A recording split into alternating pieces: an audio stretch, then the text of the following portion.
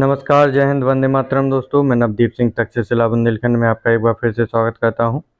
तो आपका UP police constable री एग्ज़ाम के लिए जो आपका 23 अगस्त की सेकंड शिफ्ट है ये भी कंप्लीट हो गई है। और इसके लिए जीके जीएस का जो आंसर की है आपकी वो अपलोड हो चुकी है, तो आप उसको देख लीजिए। इसमें हम हिंदी की आंसर की पूरी डिस्कस करेंगे, उसके आंसर कि किसका क्या आंसर होगा।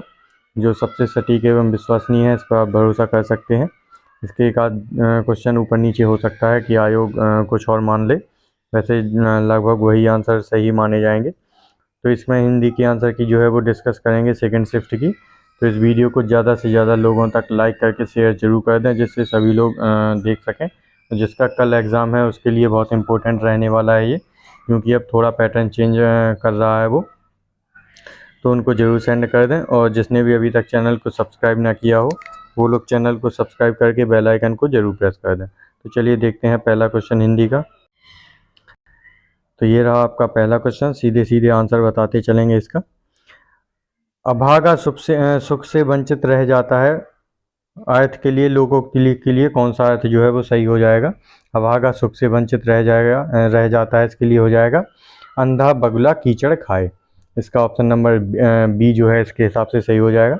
तो आप ए बी करके ना मिलाएं, आप सीधा सीधा क्वेश्चन देखें कि इसका कौन सा है सही। तो अंधा बगुला कीचड़ खाए सही आंसर हो जाएगा। अगला क्वेश्चन है, खा गा फा ध्वनियाँ किस भाषा की हैं। तो मैंने बताया है, आप वीडियो देखेंगे तो उसमें आप देख लेंगे कि का खा जा फा उनके नीचे जो नुक्ता लगा रहता है इसको नुक्ता कहते हैं। ये आपकी अरबी और फारसी की जो है वो ध्वनियाँ हैं। तो इसका अरबी फारसी सही आंसर हो जाएगा।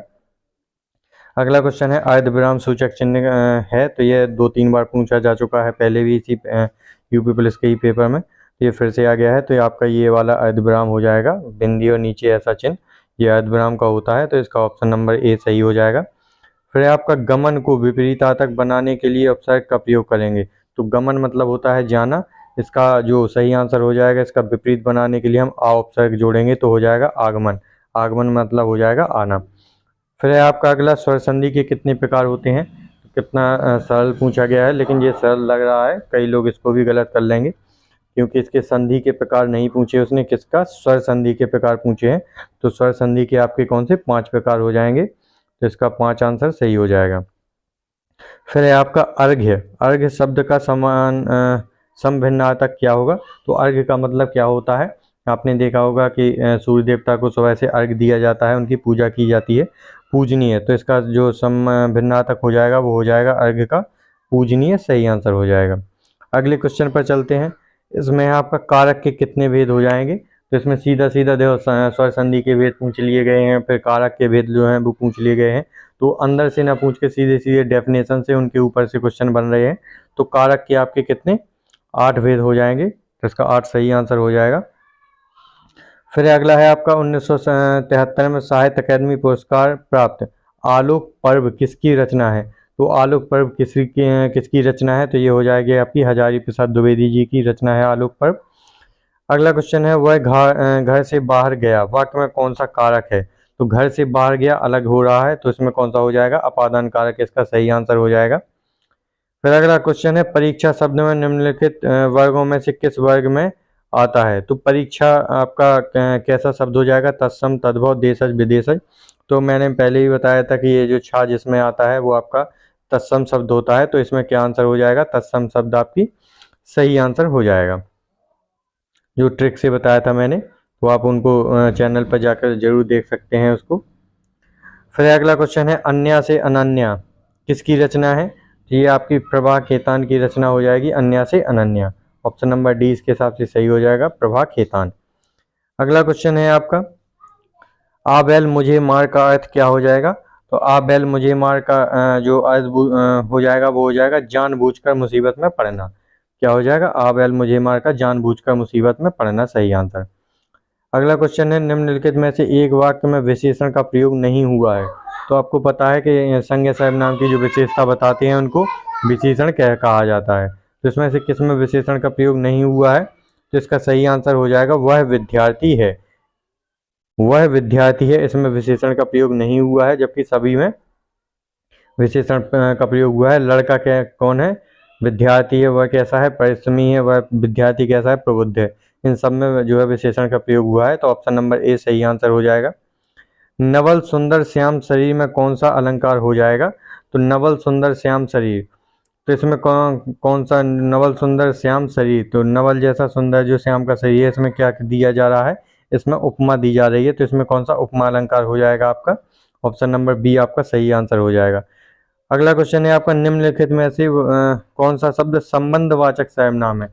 मैंने आपको वीडियो में बताया था कि संबंधवाचक में क्या आता है, जो सो आता है, कि जो जैसा करेगा वैसा भरेगा, जो सोएगा वो खोएगा, ऐसे शब्द आते हैं।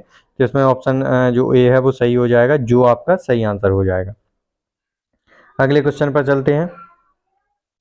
अगला क्वेश्चन है, आप इनमें से किसके रचनाकार तुलसीदास जी नहीं है? तो तुलसीदास जी की रचनाएं सभी को पता है, कवितावली, रामचरितमानस, विनय पत्रिका, ये तीनों तुलसीदास की हैं, जबकि खुमान रासो ये तुलसीदास जी की रचना नहीं है। ऑप्शन नंबर डी सही आंसर हो जाएगा। फिर भी किस रस का स्थायी भाव क्रोध है? तो क्रोध किस रस का स्थायी भाव हो जाएगा आपका? रौद्र रस का जो है आपका क्रोध हो जाएगा। तो ऑप्शन नंबर सी रौद्र रस सही आंसर हो जाएगा आपका। फिर श्रुतिसम भिन्नार्थक शब्द का जोड़ा पहचानिए। तो श्रुतिसम भिन्नार्थक किसका जोड़ा सही कौन सा हो जाएगा? तो हो जाएगा आपका अपेक्षा और उपेक्षा, ये आपका सही श्रुतिसम भिन्नार्थक है, जबकि ये सारे आपके पर्याय दिए गए हैं, आपके तीनों पर्यायवाची हैं। फिर है अगला क्वेश्चन है आपका, स्वर्ग पृथ्वी हिरण किस शब्द के अनेकार्थी शब्द हैं? तो स्वर्ग पृथ्वी हिरण आपके गौ के जो है वो अनेकार्थी शब्द हैं। कौन के किसके? गौ के अनेकार्थी शब्द हैं। तो इसका सही आंसर हो जाएगा गौ। आपने देखा होगा गौ से एक और पिछली शिफ्ट में शायद 25 तारीख को पूछा गया था, इसमें बहुवचन बनाने के लिए, तो ध्यान रखें ये। पंकज में कौन सा जो है वो समास हो जाएगा? तो पंकज किसको कहा जाता है? कमल को कहा जाता है। तो इसमें कौन सा पंकज मतलब जो आपकी पंख मतलब कीचड़ में खिलता है जो, मतलब कमल, तो इसका कौन सा हो जाएगा? बहुब्री जो है वो समास सही आंसर हो जाएगा। अगला क्वेश्चन है, निम्नलिखित में से आपको जो है वो सही विकल्प छांटना है अर्थ का सूची और सूची का। तो सूची आपका होता है सुई, और सूची मतलब होता है तालिका बनाना और उनकी मतलब लिस्ट बनाना। तो इसका जो सुई और तालिका जो है वो सही आंसर हो जाएगा, सूची और सूची का। अगला क्वेश्चन है आपका, कर्म वाच्य में प्रधान होता है। तो कर्म वाच्य में क्या प्रधान होता है आपका? कर्म वाच्य में कर्म प्रधान होता है। तो इसका सही आंसर हो जाएगा आपका सी, ऑप्शन नंबर सी सही आ जाएगा। अगला क्वेश्चन है, विधानमंडल द्वारा पारित या स्वीकृत विधि कौन सी है? विधानमंडल द्वारा पारित या स्वीकृत विधि हो जाएगा आपका अधिनियम। विधानमंडल द्वारा अधिनियम पारित किया जाता है। तो इसका ऑप्शन नंबर ए सही आंसर हो जाएगा। फिर है वाक्य में शुद्ध वाक्य पहचानिए। तो इसका जो सही आंसर हो जाएगा वो हो जाएगा रामचरितमानस एक धार्मिक ग्रंथ है। तो इसमें जो रामचरितमानस है वो एक साथ लिखा जाएगा, आपस में अलग अलग टुकड़ों में नहीं होगा। तो इसका रामचरितमानस एक धार्मिक ग्रंथ है, ऑप्शन नंबर ए सही आंसर हो जाएगा। अगला क्वेश्चन है, चंद्रमा तथा ब्राह्मण के लिए एक शब्द क्या हो जाएगा? तो चंद्रमा और ब्राह्मण किसको कहा जाता है? तो ये द्विज को कहा जाता है, ऑप्शन नंबर बी सही आंसर है इसका, द्विज इसका सही आंसर हो जाएगा। अगला क्वेश्चन है, ऐसा लगा मानो बम फटा हो। तो ऐसा लगा मतलब एक संकेत दिया जा रहा है, तो इसमें संकेत बोधक जो है वो सही आंसर हो जाएगा, ऑप्शन नंबर बी संकेत बोधक। अगला क्वेश्चन है, निम्नलिखित में से शब्द तद्भव है, तत्सम नहीं तद्भव पूछा जा रहा है आपका। तो तद्भव कौन सा हो जाएगा आपका? तो आप बताइए। तो तद्भव शब्द हो जाएगा आपका जीभ। क्या हो जाएगा? जीभ। और इसका जो तत्सम है वो हो जाएगा जिह्वा। क्या हो जाएगा? जिह्वा। तो जीभ आपका एक तद्भव शब्द है, ऑप्शन नंबर सी सही आंसर हो जाएगा। अगला क्वेश्चन है, 2002 में दो पंक्तियों के बीच कविता के लिए साहित्य अकादमी पुरस्कार किसे दिया गया? तो इसको किसको दिया गया था इसका? तो इसका जो सही आंसर है वो हो जाएगा राजेश जोशी। राजेश जोशी को जो है वो दिया गया था दो पंक्तियों के बीच के लिए।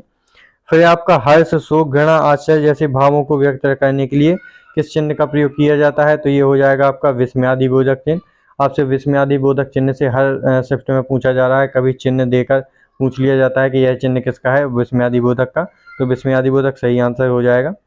फिर इसमें देखिए वर्णमाला से आपका क्वेश्चन आ गया है, ए और अ का उच्चारण स्थान कौन सा हो जाएगा? तो मैंने बहुत अच्छी तरीका से बताया है क्लास में भी ऑनलाइन में भी। तो इसका कौन सा हो जाएगा? कंठ तालव्य इसका सही आंसर हो जाएगा, ए और अ का।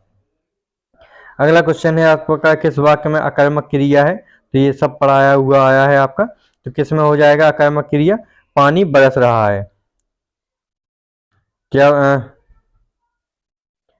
इसका सही आंसर क्या हो जाएगा? ऑप्शन नंबर ए, पानी बरस रहा है। पानी क्या बरस रहा है? आंसर नहीं मिल रहा है तो आपका कर्मक क्रिया होगा, ऑप्शन नंबर ए। अगले क्वेश्चन पर चलते हैं। निम्नलिखित में से किस शब्द का त्र्यंबकम का पर्यायवाची नहीं है? तो त्र्यंबकम आपका शंकर जी का पर्यायवाची होता है। तो त्रिदृश्य, त्रिचक्षु, विरूपाक्ष, ये तीनों जो है शंकर जी के हैं, जबकि त्रिलोक आपका शंकर जी का पर्यायवाची नहीं है। त्रिलोक आपका धरती, आकाश, पाताल, स्वर्ग लोक, इनको मिला के त्रिलोक बनता है। तो ऑप्शन नंबर ए इसका सही आंसर हो जाएगा। तो ये आपका अब यहाँ से आपका पैराग्राफ दिया गया है। तो सभ्यता का अभिप्राय क्या हो जाएगा? तो इसका आंसर क्या हो जाएगा? मानव के भौतिक विकास का विधायक गुण है। तो सभ्यता का क्या हो जाएगा? सभ्यता का अभिप्राय मानव के भौतिक विकास का विधायक गुण है। ऑप्शन नंबर बी इसका जो है वो सही आंसर हो जाएगा। अगला क्वेश्चन है मानव की मानवीयता। तो इसका जो सही आंसर हो जाएगा दूसरे का, मानव की मानवीयता इस बात पर नियत है वह अपनी सभ्यता और संस्कृति का प्रचार करे। तो इसका सही आंसर ए हो जाएगा, वह अपनी संस्कृति, सभ्यता और संस्कृति का प्रचार करे। अगला क्वेश्चन है आपका, संस्कृति का अभिप्राय क्या है? संस्कृति का अभिप्राय क्या है? मानव की आत्मिक उन्नति का संवर्धक आंतरिक गुण है, हर युग में प्रासंगिक है, आनंद मनाने का एक विषय है, विशिष्ट जीवन दर्शन का से संतुलित जीवन है। तो इसका हो जाएगा मानव की आत्मिक उन्नति का संवर्धक आंतरिक गुण है ये संस्कृति। अगला क्वेश्चन है, संस्कृति का मूल स्वभाव है कि वह, तो इसका क्या हो जाएगा? आदान प्रदान से बढ़ती है। संस्कृति का मूल स्वभाव क्या है? कि वह आदान प्रदान से बढ़ती है। फिर आपका ये लास्ट क्वेश्चन हो जाएगा, इसमें शायद क्वेश्चन जो है वो हट गया है। तो इसका सही आंसर क्या हो जाएगा? सभ्यता की अपेक्षा अत्यंत सूक्ष्म होती है। तो इसका ऑप्शन नंबर सी जो है वो सही आंसर हो जाएगा। तो आप मिला लीजिए कि आपके 37 में से कितने जो है वो सही आंसर मिल रहे हैं। बहुत एक दो क्वेश्चन इसमें जो है वो हार्ड थे, लेकिन ठीक है, आप आराम से 32 33 आराम से पहुंच सकते थे। तो किसके कितने आए हैं आप कमेंट बॉक्स में ज़रूर बताएं। तो इस वीडियो को ज़्यादा से ज़्यादा लाइक करके सभी लोगों तक शेयर जरूर कर दें। मिलते हैं अगली वीडियो में। जय हिंद दोस्तों।